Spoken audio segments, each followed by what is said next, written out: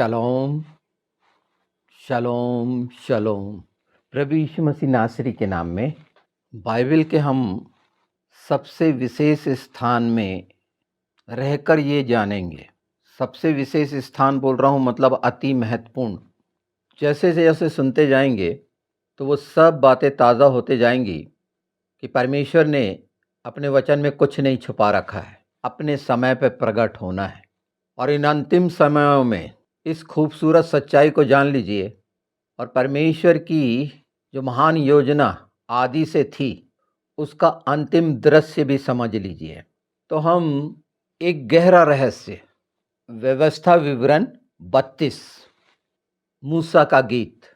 तो आज बाइबल में पाए जाने वाले गीतों का महत्व और मनुष्यों के बनाए जाने वाले उसकी भी पहचान हो जाएगी और कितने सार्थक हैं ये आप जान लेंगे। तो अपने आप को तैयार करिए सच्चाई को जानने के लिए कि ये कहानी नहीं है। इसको सुनने के लिए आप कितने गंभीर हैं, पवित्र आत्मा की मदद लीजिए और सचमुच में जानेंगे तो परमेश्वर की बड़ाई, महिमा और स्तुति जिस योग्य है इस सच्चाई को जानने के बाद करेंगे। वैसे भी आप करते होंगे पर उसमें और इजाफा हो जाएगा। बहुत ही कठिन विषय मैं आपके सामने ला रहा हूँ। और ये जो देख रहे हैं आप, दो पदों के बीच में गैप, स्पेस, खाली स्थान, मौन, बाइबल में इसका क्या अर्थ है? ये हिंदी और इंग्लिश में नहीं मिलेगा, ये हिब्रू में ही है।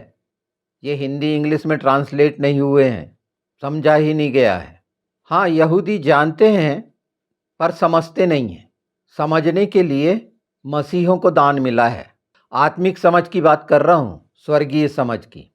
तो इजरायली ना समझ है ऐसा बिल्कुल भी नहीं कह रहा, पर मूल अर्थ को जाने। खाली स्थान मतलब खाली ही समझ लेते हैं, कुछ भी नहीं, निष्क्रिय, ऐसे ही समझते हैं। मौन हो जाना, मौन हो जाने को क्या कहते हैं?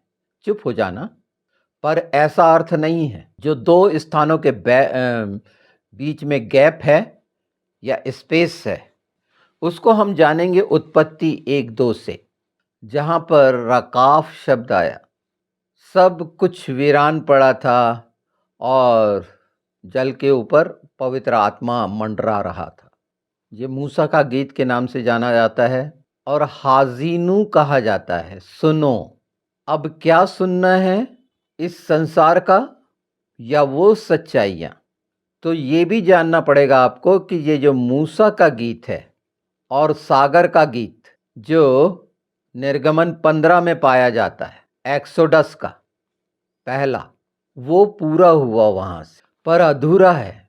और एक निश्चित वो सच्चाइयाँ जो हम समय समय पर जान रहे हैं, जैसे आज जान रहे हैं, हम में से बहुतों को नहीं मालूम होगा। लगभग गिने चुने लोग होंगे जो कुछ हद तक जानते हों पर व्याख्या नहीं कर पाएंगे, इसीलिए व्याख्या भी नहीं हुई। पर आज ये मौका मिला है कि इस सच्चाई को जानें, खाली स्थान को समझें, स्पेस को, मौन को समझें।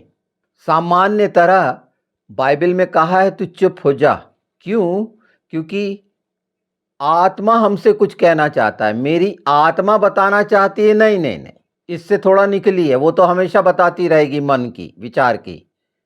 शांत होने का मतलब है कि परमेश्वर कुछ कह रहा है, वो खाली स्थान, वहां कोई कुछ एक्टिविटीज नहीं होगी, कोई मनुष्य नहीं कर सकता अपनी बातचीत।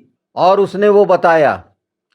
तो ये हाजीनू जो है मूसा का गीत 2 कॉलम पर है, 2 भागों में है। और इसे धीरे धीरे समझते चलिए। क्षण क्षण बदलते जाना शब्द अब समझ में आएगा। सैने सैने बदलते जाना धीरे धीरे। तो वो गैप्स जो रखे हुए हैं उन बातों के लिए रखे गए हैं जो यीशु पूरे करने हैं। यीशु ने पूरे किए हैं और कोई नहीं कर सकता। और किस तरह से पूरे किए हैं ये हमने देखा है और सुना है। तो पहला कुरिन्थी 13 का जो 9 से 10 है उसके गहरे अर्थ अब समझने पाएंगे कि क्या कुछ होंगे। हम प्रकाशित वाक्य तक पहुंचेंगे। हम सब ये जानते हैं कि इजराइलियों का बपतिस्मा लाल सागर में हुआ था, पार करते हुए सागर में। प्रकाशित वाक्य का सागर याद आ रहा होगा और निश्चित ये बात पहुंचाएगी आपको प्रकाशित वाक्य 22 के 17 में पवित्र आत्मा के द्वारा इन सच्चाइयों को बहुत ही धैर्य से सुनिए, क्योंकि प्रत्येक शब्द यहाँ कहानी नहीं है, इसलिए चिता भी रहा हूँ। और ऐसा भी नहीं है कि ये थोड़े से देर में ख़त्म हो जाएगा। अगर इसे सुन लेंगे, चाहे वो 1 घंटे का हो, चाहे आधे घंटे का, चाहे 45 मिनट का, तो आप कुछ पाएंगे, खोएंगे नहीं। और ये आप पर निर्भर है कि आप कितने बुद्धिमान हैं कि 5 मिनट में सब बातें अगर समझ के बंद कर देते हैं तो स्वेच्छा है आपकी, क्योंकि इसके बहुत से गहरे भेद हिंदी में तो नहीं बताए जा सकते, इंग्लिश में भी नहीं बताए जा सकते, हिब्रू में मैं क्रमशः आपके सामने रखूंगा। पर कुछ चीज़ें समझ लेना जरूरी है। जैसे आमने सामने बात होती थी गिनती 12:8 में मूसा से परमेश्वर की, तो क्या होता था? जब बात होती थी तो मूसा बात करता था क्या? वो सुनता था। हाजिनु, पिता पुत्र पवित्र आत्मा की बात सुननी है। हाजिनु, अपनी बात कहना कि मैं सुनना चाहता हूं, पर कहेंगे अपनी बात मन में। तो द्वार जो बोला गया है, ये वचन का द्वार है जो खुलता है, वो मौन का। उस गर्भ में तैयारी चल रही होती है। इस चीज की सच्चाई मैंने बताई है कि आत्मा का मंडराना उत्पत्ति को तैयार करना था, और यही है, द्वार खुलता है। परमेश्वर मुंह खोलता है और द्वार खुलता है।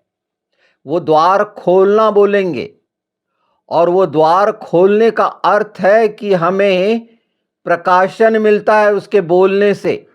अगर हम ही बोलते रहें और जैसा कि होता है, तो वो प्रकाशन जो वचन में पाया जाता है अपने तरफ से कहीं जोड़ के कल्पना का नहीं है, क्योंकि पवित्र आत्मा भी वचन में से लेकर बताएंगे। प्रभु यीशु ने कहे हैं, इधर उधर से नहीं। और संसार में जो उपदेशक इधर उधर से दृढ़ता से बता रहे हैं, और इतनी दृढ़ता से बता रहे हैं, अपनी इच्छा के अनुसार बता रहे हैं, वो सांसारिकता का है। अगर वो वचन में से बता रहे हैं तो निश्चित वो प्रकाशन है, क्योंकि परमेश्वर का मुंह खुला, द्वार खुला, द्वार मैं हूं, यीशु ने कहे। ये सब चीजें आपके सामने खुलते जाएंगी। खाली स्थान, निष्क्रियता नहीं है। तो हर उत्तर जो परमेश्वर के तरफ से है वो प्रकाशन है। तो ये क्षण क्षण बदलने वाली जो क्रिया है वहीं से है, रूपांतरण वहीं पर है, वो खाली स्थान में। और वो यीशु का स्थान है जो उसने निश्चित किया है, जैसा कि 1 कुरिन्थी 3 में कहा गया है ना, 18 में।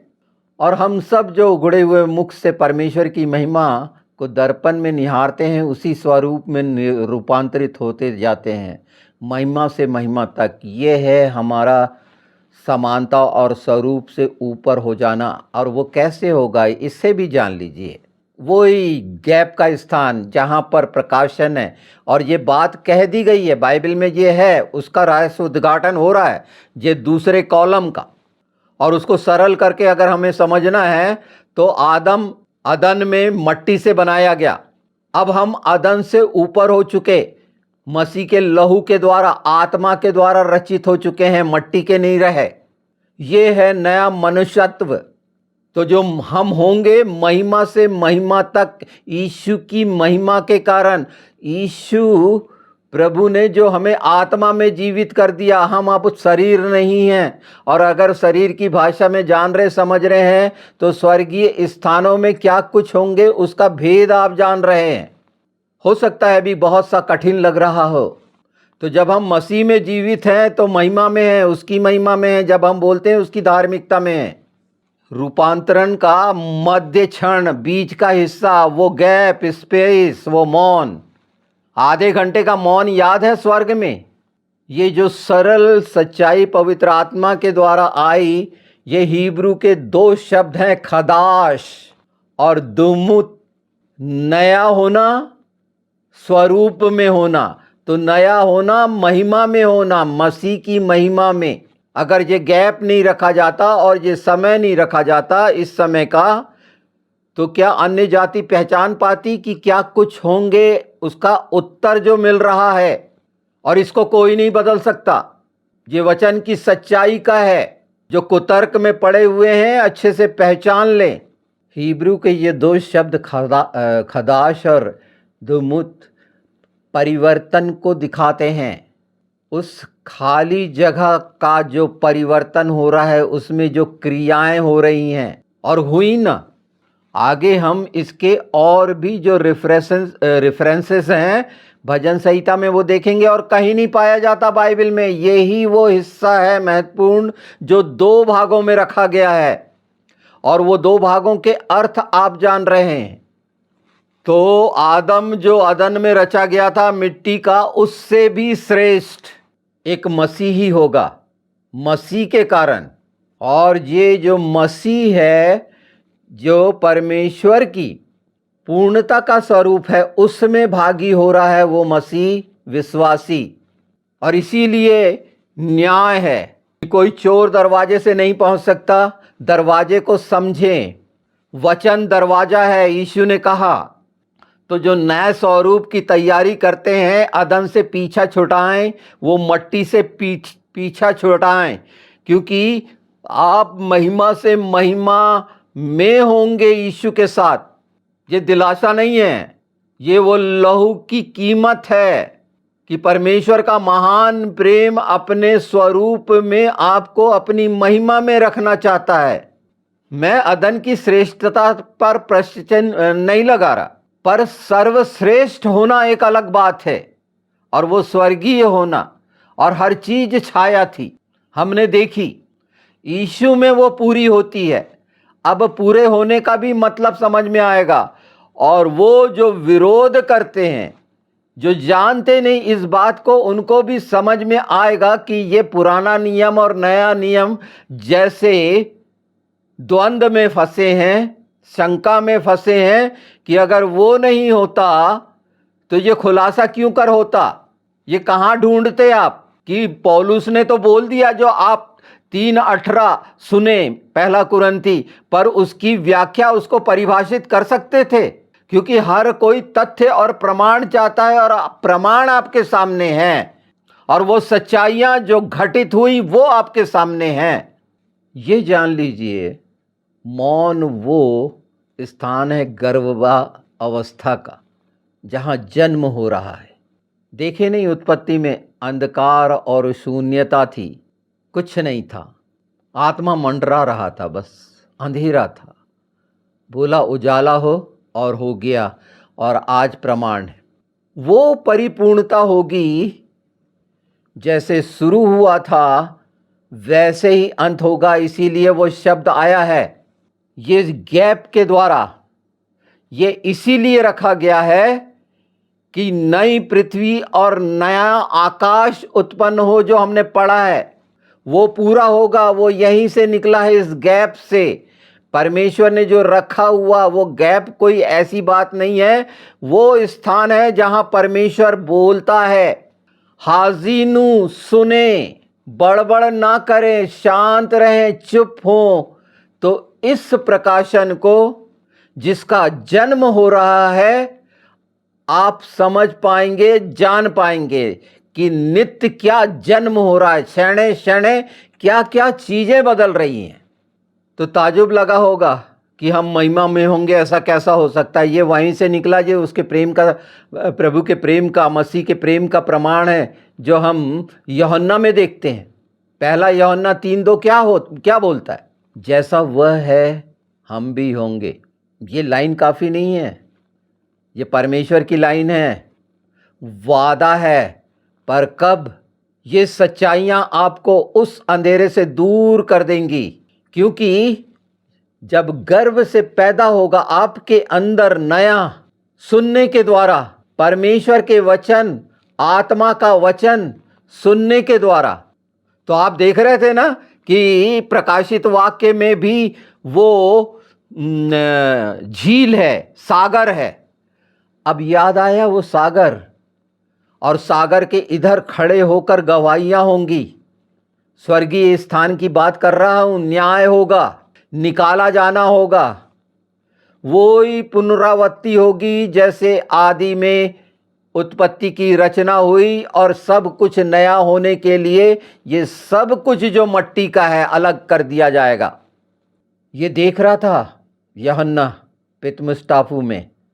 इसीलिए प्रकाशित वाक्य 21:5 में जो उसे प्रकाशित वाक्य दिया गया था, जिसे हम पढ़ते हैं, देख मैं सब नया कर देता हूँ, अदन से भी श्रेष्ठ। तो इस पृथ्वी की सारी चीज़ों को जो श्रेष्ठता का दर्जा देते हैं, ये नाश होने वाली हैं, पिघला दी जाएंगी। और ये वो मौन का स्थान, खाली स्थान जहाँ परमेश्वर बोलता है और प्रकाशन जन्म लेता है और उत्तर मिलता है, वो उत्तर दे रहा है कि हम किन वस्तुओं पर ध्यान लगाएं। और इन सब कुछ जो मैले चितड़े हैं, जो नाश हो जाना है परमेश्वर की दृष्टि से, आपकी दृष्टि से बहुत महान हो सकती है वो जगह इज़राइल की, क्योंकि हमारे जो इमोशनल एट्रीब्यूट हैं वो शरीर के होने के कारण, पर ये सच्चाई परमेश्वर के प्रेम में, आत्मा के प्रेम में मजबूत करेगी। और हर उस अंधेरे को कोई भी नहीं चाहेगा कि उस अंधेरे में रहें।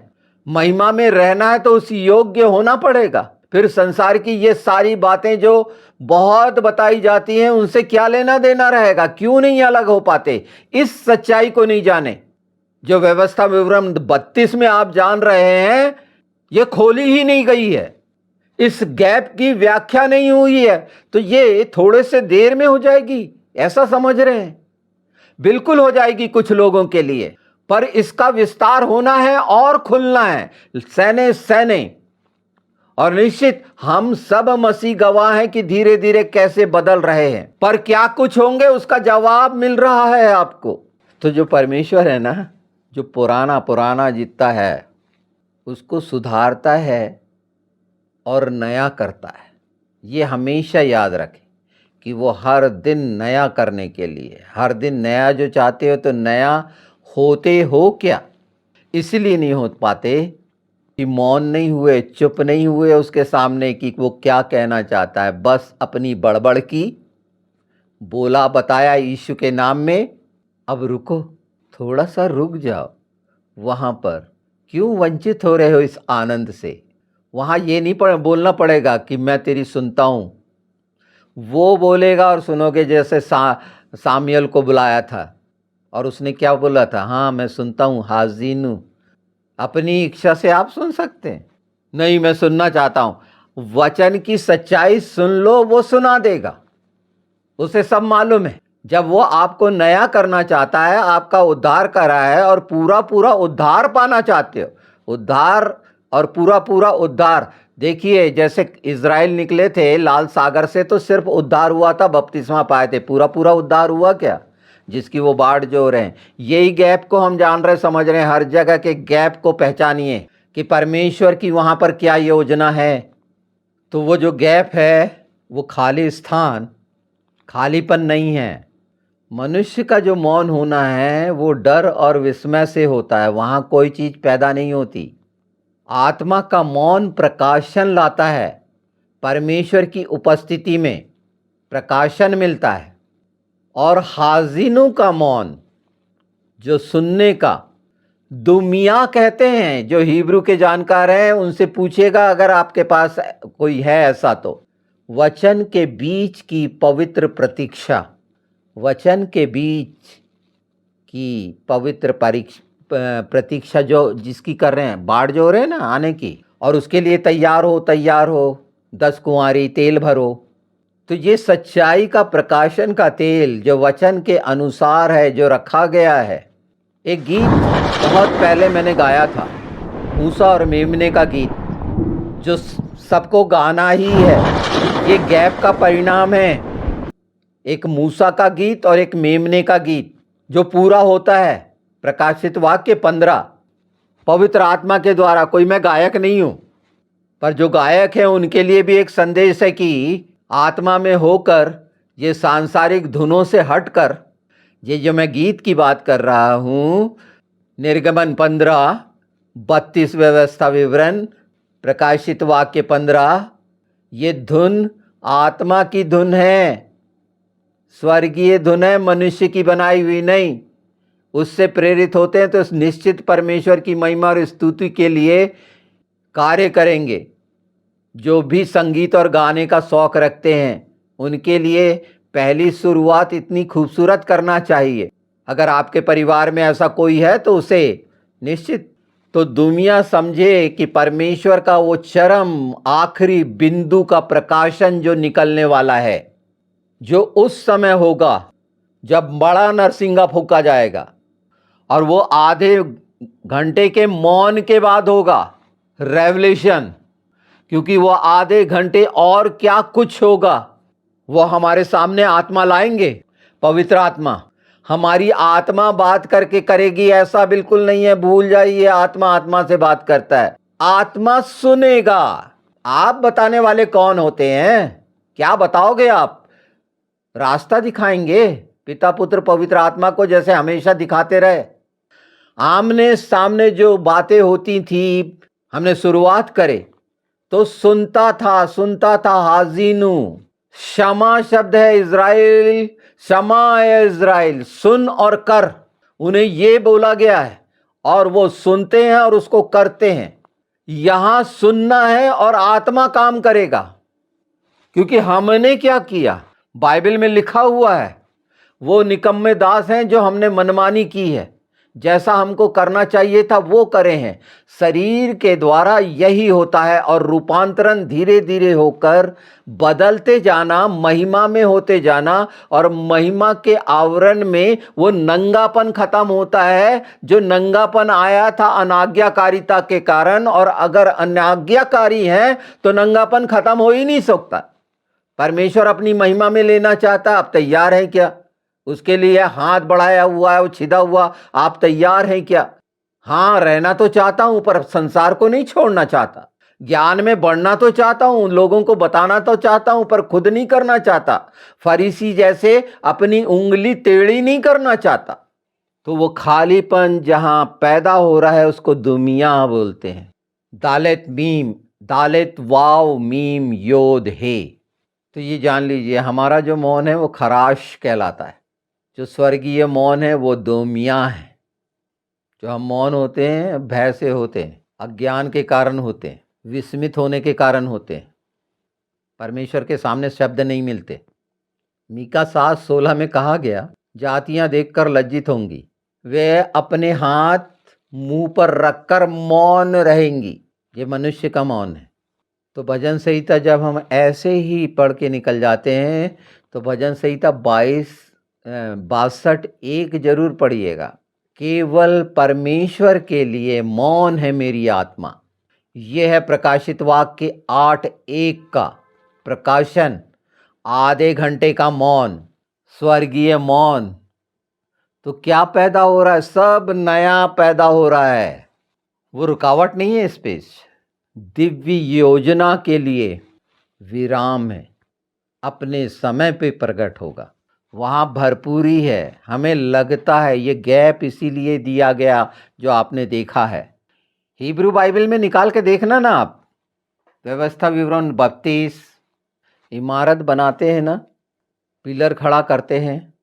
यहूदी लोग बहुत अच्छे से जानते हैं, ज्यूस लोग, ये ईंट से बताते हैं इस बात को, ईंट के बीच का गैप, कि वहाँ निर्माण होना है, कुछ निर्माण किया जाना है। ये 2 पिलर इसलिए हैं उस बीच के गैप के लिए। ये बार बार इसीलिए मैं बता रहा हूँ। तो परमेश्वर का बोलने और रुकने का क्रम, और उसको समझ सकते हैं कि मलाकी के बाद 400 साल का मौन था। क्या पैदा हुआ? वो दूसरा एक्सोडस, यीशु का आगमन, और सब कुछ बदल गया।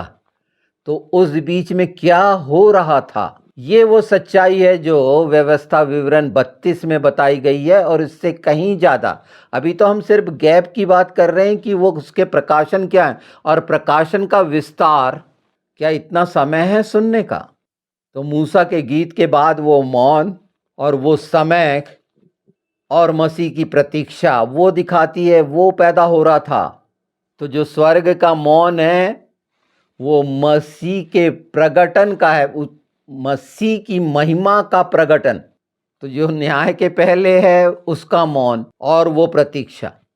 जो ईंट की बात कही है ये भी ध्यान रखिए, मनुष्य बनाता था ईंट। ईंट बनाना निम्रोद ने शुरू किया था, उसके पहले होता रहा होगा, पर आत्मिक भाषा में हम पत्थर हैं। ईंट मनुष्य बनाता है, अपना शेप देता है। परमेश्वर ने हमें निश्चित यूनिक बनाया है।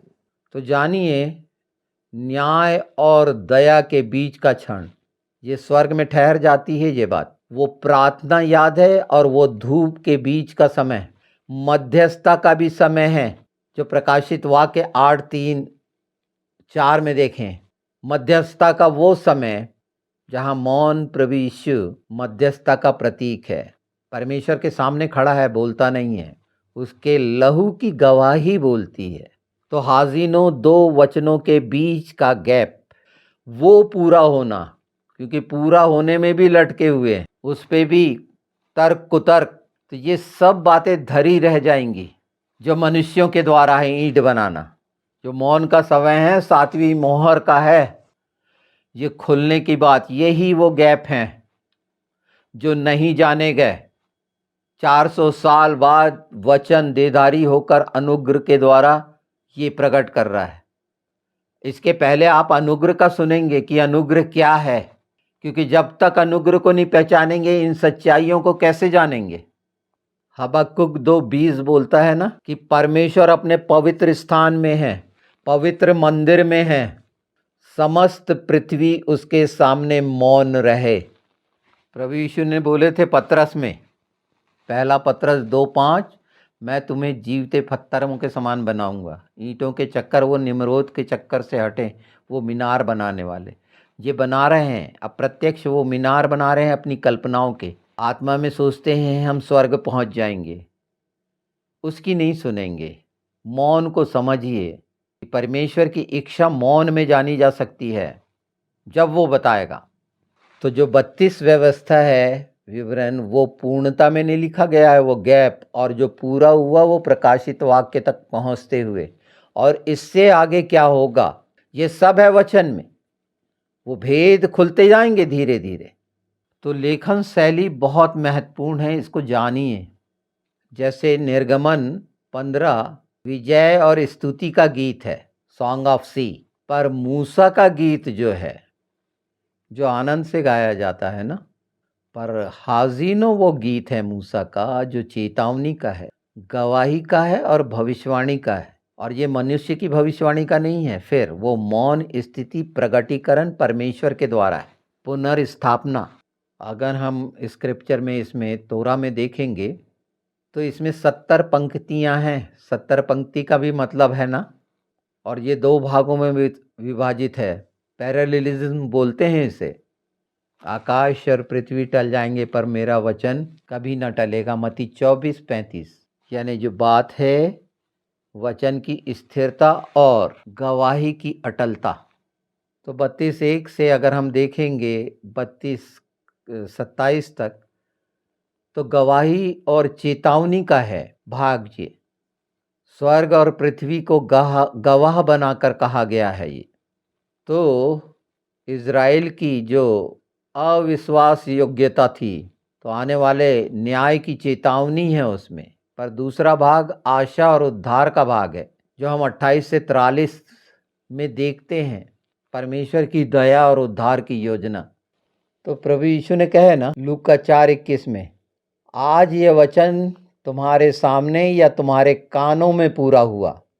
खाली स्थान भर दिया गया 400 साल का, मसीह के आने की प्रतीक्षा का। और देखिए, ये जान रहे हैं हम अन्य जातियां जो मसीह के साथ हैं, और यहूदी प्रतीक्षा कर रहे हैं। तो रोमियो 15:4 देखिए, जितनी बातें पहले से लिखी गई वे हमारी ही शिक्षा के लिए लिखी गई हैं, कि हम धीरज और पवित्र शास्त्र के प्रोत्साहन द्वारा आशा रखें। तो यहाँ लिखावट में भी खालीपन दिख रहा है। यही कह रहा है कि आत्मा का वचन छिपा है उसमें, जो केवल प्रकाशन से खुलता है। ये गैप भी समझिए जहाँ पर उत्तर नहीं मिलता। तो अब सागर के गीत का वो अर्थ समझ लिए ना, कि वहाँ बपतिस्मा पाए और मृत्यु से जीवन की ओर आए, मृत्यु से जीवन में प्रवेश किया। अंधेरे से, वो मिस्र से। यही बात तो पहला कुरंथी में कहा गया है 10:2 में, हम सब मूसा के साथ समुद्र में बपतिस्मा पाए। मूसा ये जानता था ना, इसीलिए तो उसने अपने गीत में लिखा कि ये भटकेंगे और फिर परमेश्वर इन्हें छुड़ाएगा। तो अंतिम उद्धार की घोषणा परमेश्वर ने की इसमें, और वो पाया जाता है 32-39 में व्यवस्था विवरण। मैं मार डालूंगा और जलाऊंगा, मैं घायल करूंगा और चंगा करूंगा। इसका बहुत गहरा, ये पूरा पूरा उद्धार की बात कर रहा है यहाँ पर, ये हो रही है। तो जान लीजिए निर्गमन 15 जो है प्रारंभिक मुक्ति है, समय जो है, और व्यवस्था विवरण 32 भविष्य की मुक्ति है। पर प्रकाशित वाक्य 15, ये गीतों की बात कर रहा हूं और समयों की, अंतिम मुक्ति है। और सागर बिल्कुल समझना चाहिए, तो 15 में लाल सागर है निर्गमन। अगर हम 32 व्यवस्था में देखते हैं तो मौन आकाशीय गवाहियां हैं। पर जब हम पूर्णता में देखते हैं प्रकाशित वाक्य जो 15 में है, वो कांच का सागर देखते हैं। गीतों के विषय में, गीत का विषय है तो ये उद्धार और विजय है निर्गमन। हाजिनु जिसे कहते हैं व्यवस्था विवरण 32 चेतावनी और पुनर्स्थापना है। और पूर्णता है परमेश्वर और मेमने की संयुक्त महिमा, उसके साथ हमें होना। और प्रतीक है जल से पार होना, जो हुए थे मिस्र से लाल सागर, चट्टान से चिपके रहना हजीनो, और जहाँ पूरा उद्धार पाएंगे तो नए आकाश और नई पृथ्वी में स्थिर होना, उसमें स्थिर रहना। ये गीत कहाँ गाया जा रहा है, देख रहे हैं ना 15 का, वो कांच के सामने, कांच के सागर के सामने, जो स्वर्ग में स्थिरता और पारदर्शिता, ये नया सागर। अब नया नाश कोई नहीं कर सकता। तो उद्धार का आरंभ हुआ वहां से 15 से, उद्धार का वचन मिला गाय गैप के बाद प्रभु यीशु, और मेमने का गीत जो है उद्धार की परिपूर्णता है। तो हाजिनु जो शब्द है, मौन क्यों है वहाँ पर, क्या तो क्या हो रहा है वो बता दिया गया। तो जो परमेश्वर की मौन उपस्थिति का जो प्रतीक है उसको दबर बोलते हैं, वचन, और मौन को बोलते हैं सेतिका। और ये एक साथ हैं, मौन और वचन हो रहा है वहाँ पर। ये खाली स्थान को जानना बहुत ही निहायत जरूरी है, जो मौन परमेश्वर की उपस्थिति है, जहाँ वचन और आत्मा मिलते हैं।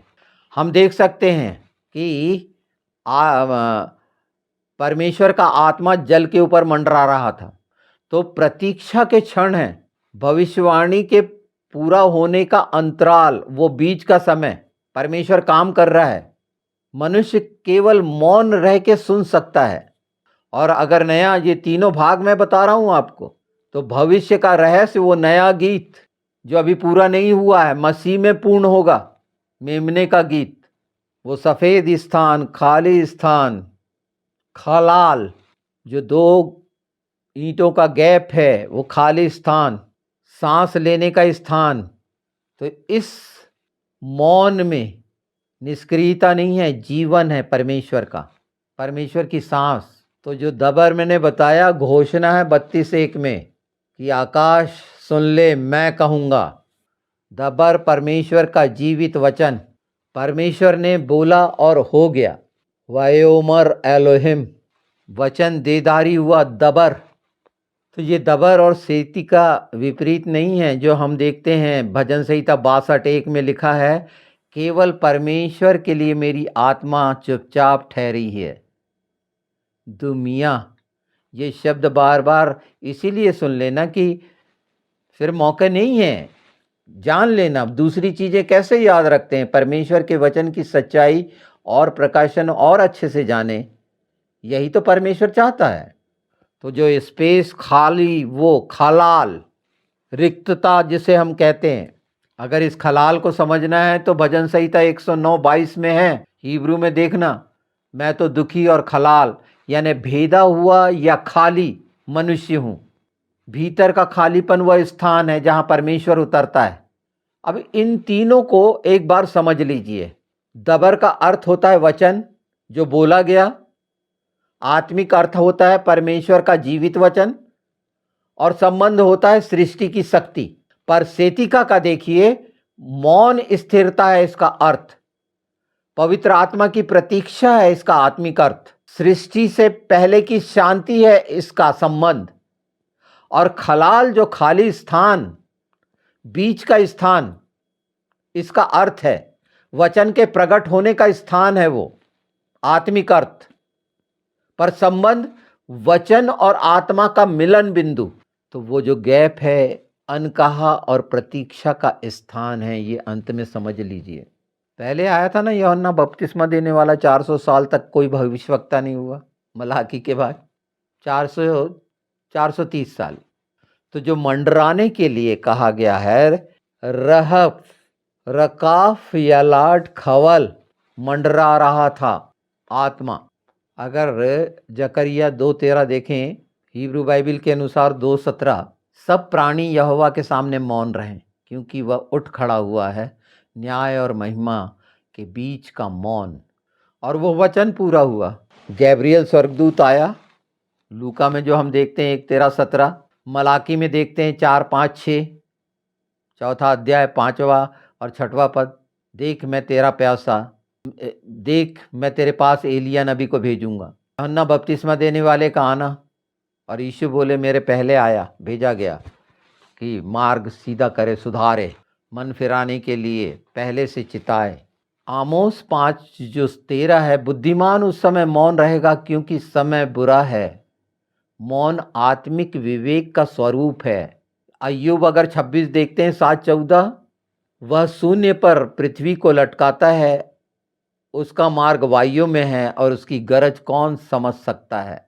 ये सारे गैप्स हैं, इसमें बहुत सी ऐसी बातें हैं जो इतने जल्दी नहीं कही जा सकती। मैं सिर्फ नींव रखी है इस बात की, और इन सच्चाइयों के इन 3 हिस्सों में जो बातें रखी गई हैं, निर्गमन 15, व्यवस्था विवरण 32 और प्रकाशित वाक्य 15, पवित्र आत्मा के द्वारा निश्चित, इसे भूलिएगा नहीं।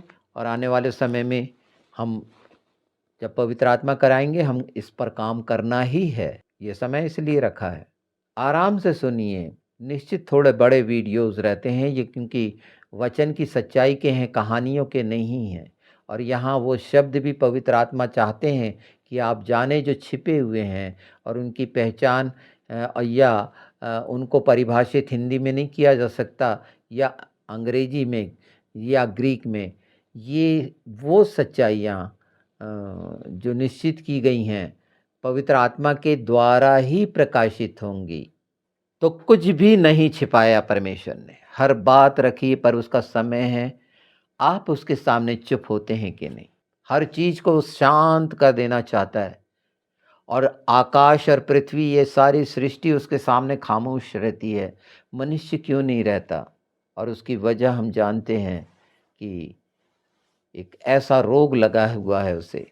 आज जब आपने जाना कि महिमा का शरीर, आप महिमा में होंगे, आत्मिक हैं, आत्मा के हैं, तो शरीर के लिए अपने आप को नाश न करें।